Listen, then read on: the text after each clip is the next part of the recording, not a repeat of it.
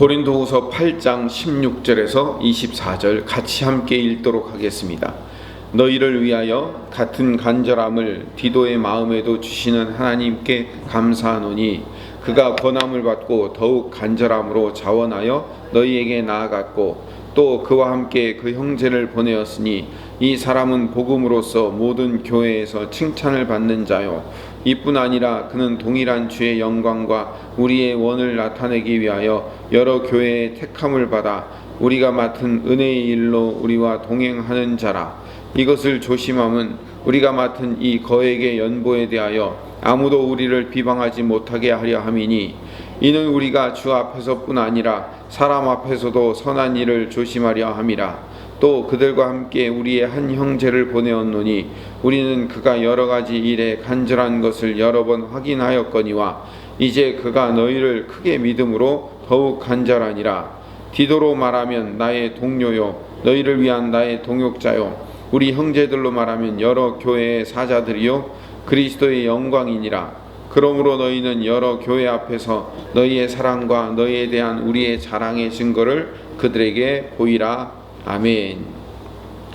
어제도 말씀드렸지만 바울은 이방 교회인 고린도 교회가 예루살렘 교회의 어려움을 돕기 위해서 연보하는 일, 구제하는 일을 독려했습니다. 그리고 그 일을 디도가 관리해 왔습니다. 8장 6절에 보면 이미 그러므로 우리가 디도를 권하여 그가 이미 너희 가운데서 시작하였은즉 이 은혜를 그대로 성취하게 하라 하였노라 라는 본문에 보면 디도를 먼저 보내서 이 일을 시작하게 만든 거예요. 예루살렘 교회를 돕는 일을 시작할 수 있도록 이미 어제 본문에 따르면 작년부터 그 일을 시작했던 거예요. 그래서 오늘 본문 16절에 보면 여러분이 연보를 통해서 예루살렘 교회를 구제하도록 독려하는 나의 열성과 똑같은 그런 열정을 디도의 마음에도 주셨다는 거예요. 그래서 그것을 하나님께 감사한다고 말하면서 디도도 바울과 똑같은 생각을 가지고 있다는 사실을 고린도 교인들에게 알려주는 겁니다. 디도가 사실은 고린도 교회의 수장이에요. 바울이 고린도 교회에 보내서 고린도 교회를 치리하고 목회할 수 있도록 만들어 놓은 리더가 디도예요. 마게도냐에 있는 바울에게 잠시 들러서 고린도 교회가 회개하고 다시 바울을 사모하고 간절한 마음으로 사모하고 있다는 사실을 알려준 사람이 디도예요. 그래서 이 디도 편에 고린도 후서를 보내면서 고린도 교인들에게 디도가 어떤 인물인지에 대해서 말씀하고 있는 겁니다. 나와 똑같은 마음을 가지고 있다 이렇게 얘기를 하는 거죠. 17절에 그가 권함을 받고, 그러니까 너희들 교회의 수장인 그 디도가 바울의 독려를 받고 더욱 간절한 마음으로 자원하여 고린도 교회에 가서 지금 사역하고 있는 거 아니냐라고 말하는 거죠. 18절에 그리고 바울은 디도와 함께 한 형제를 또 보냅니다. 이미 보냈죠. 이 형제는 복음을 전하는 일로 모든 교회에 칭찬이 자자한 사람이었습니다.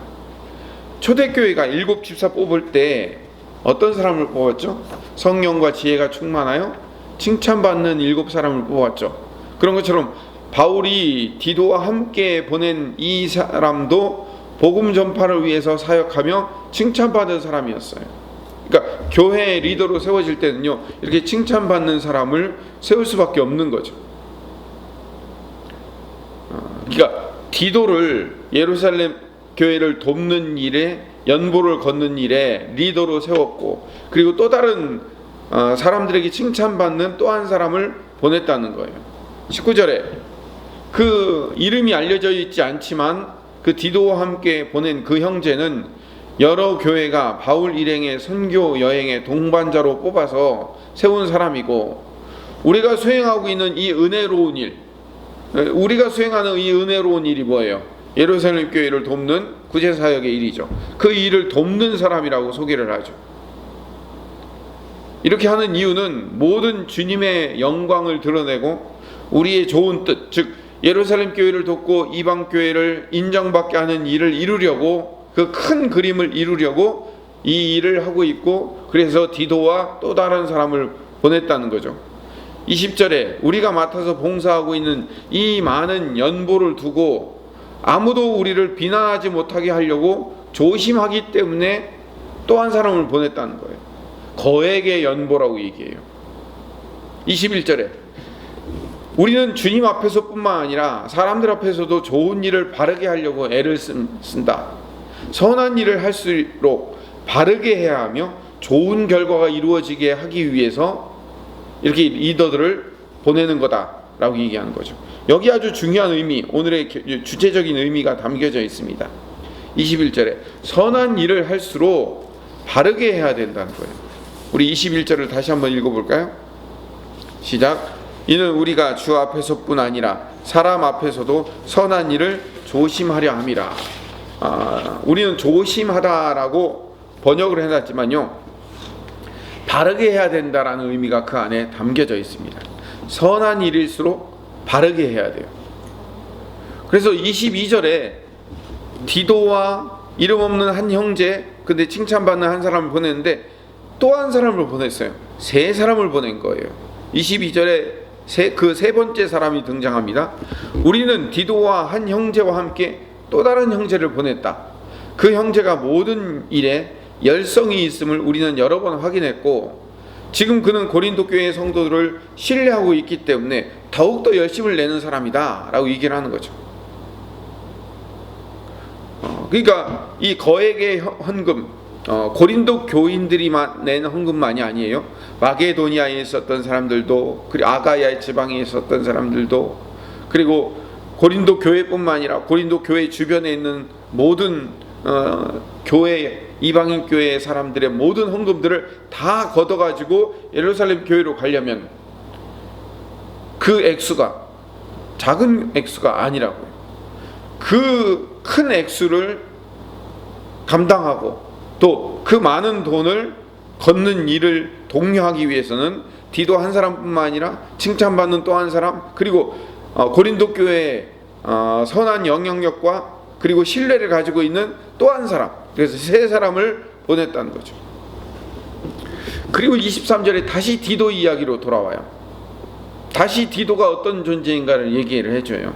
디도로 말하면 23절에 그는 내 동료이며 고린도 교회를 위한 바울의 동역자다라고 소개를 합니다. 그리고 디도와 같이 간 두 형제들도 여러 교회의 사자들이라고 했는데 그 사자들이라는 말 앞에 번호가 쓰여져 있죠. 맨 밑으로 내려가 보세요. 뭐라고 바꿀 수 있어요? 사도들이라고 바꿀 수 있죠. 왜 사자들이라고 얘기했냐면, 자, 지금 예루살렘 교회에서 파송한 사람들만 사도라고 칭함을 받았죠. 그렇죠? 그래서 심지어는 사도 바울 자신도 어떤 사람들한테는 사도로 인정을 못 받았단 말이에요. 근데 지금 사도 바울이 보낸 디도나 아니면은 그 칭찬받는 그 사람이나 고린도 교회를 향해서 열심을 가지고 있는 이 사람들, 이 세 사람들, 이 사람 디도나 이 두 형제는 다 이방인 사자들이에요. 다시 말하면 이방인 사도예요. 이들을 사도로 인정받게 만들기 위한 사도 바울의 노력이 여기에 담겨져 있는 거죠. 심지어는 그리스도의 영광이 되는 사람들이다 라고 말을 해요. 이 세 사람을. 24절에 그러므로 고린도 교회 성도들은 여러 교회 앞에서 너희의 사랑과 너희에 대한 우리의 자랑의 증거를 보여주기 위해서 예루살렘 교회를 돕는 연보하는 일에 열매를 맺어야 된다. 그 세 사람에게 그것을 보여줘라 라고 권면하는 이야기로 오늘 8장을 마치고 있습니다.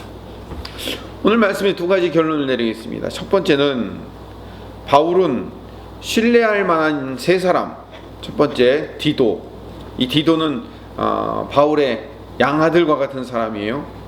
그리고 이름 없는 두 이방인 출신의 사도, 그 두 사람을 천거해서 연보를 거둔 일을 맡아 보내는 겁니다. 그러니까 바울이 이 편지를 보내는 이유는 너희들한테 보내는 이 세 사람은 믿을만 하니까 연보를 맡겨도 된다, 이 얘기를 하려고 이 편지를 써서 보내는 겁니다. 또 두 번째는 중요한 이야기예요. 선한 일을 할수록 바르게 해야 합니다. 선한 일일수록 우리는요, 선한 일이기 때문에, 교회 일이기 때문에, 그리고 이게 좋은 일이기 때문에 그냥 은혜로 넘어간다라고 생각하면 안 돼요. 선한 일일수록 신중하고 철저하게 해야 돼요. 돈에 관한 일은요, 늘 유혹이 도사리고 있어. 유혹이 아니더라도, 뭐 유혹에 걸려지지 않는다 할지라도 이 돈에 관한 문제에 있어서는요, 그것이 뭐 이렇게 실수로 잃어버렸다든지 아니면 뭐가 빈다든지 이렇게 계산을 했는데, 이러면요 신뢰를 잃어버릴 수 있어요. 왜 이게 비지? 왜 이걸 잃어버렸지? 왜 이게 문제가 생기지? 라고 신뢰를 잃어버리게 돼요. 그래서 선한 일일수록 철저하게 바르게 해야 돼요.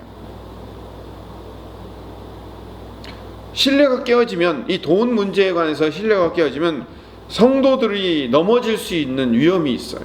시험에 들 수 있는 거죠. 그래서 선한 일일수록, 주의 일일수록 신중하면서 철저해야 돼요. 그래서 그 어디보다도 신중하고 철저해야 되는 곳이 교회예요. 그리고 자선단체예요. 이 교회나 자선단체는요, 재정을 아주 투명하고 철저하게 관리하고 집행해야 돼요. 단돈 100원, 10원일지라도 그것이 정확하게 맞고 철저하게 집행할 수 있도록 늘 고민하고 애를 써야 돼요. 헌금을 만질 때도 항상 헌금은 2사람 이상이 처리할 수 있도록 애를 써야 돼요. 세상의 오해를 받지 않고, 교인들에게 오해를 받지 않고 비방받지 않도록 늘 주목하고 주의해야 돼요. 목적이 좋다고 그 과정이 불투명하면 안 돼요. 뭐 어차피 뭐 이거는 뭐 믿을 만한 사람한테 맡기는 거니까, 이거는 목사님한테 어차피 맡기는 거니까. 아니요, 그렇게 하면 안 돼요. 쓸데없는 오해를 살 수 있어요. 그래야만 사람들에게, 성도들에게 신뢰를 가질 수 있는 겁니다. 선할수록, 교회 일일수록, 좋은 일일수록 늘 투명하고 바르게 집행되어야 된다는 것을 우리 머릿속에 늘 자각하고 있어야 됩니다. 늘 우리는요, 깨끗함을 유지하려고 애쓰는 교회가 되어야 합니다. 이걸 위해서 여러분들이 기도해 주시기 바랍니다. 늘 우리 교회가, 한국 교회가 깨끗한 교회가 될 수 있도록 투명하고 철저한 재정 관리가 진행됨으로 말미암아 다시 한국 교회가 사람들이 바라보기에 교회는 깨끗한 곳이구나 라는 인식을 다시 심을 수 있도록 우리가 철저하게 노력하는 교회가 되기 위해서 함께 여러분들이 중보하며 기도해 주시기를 부탁드립니다.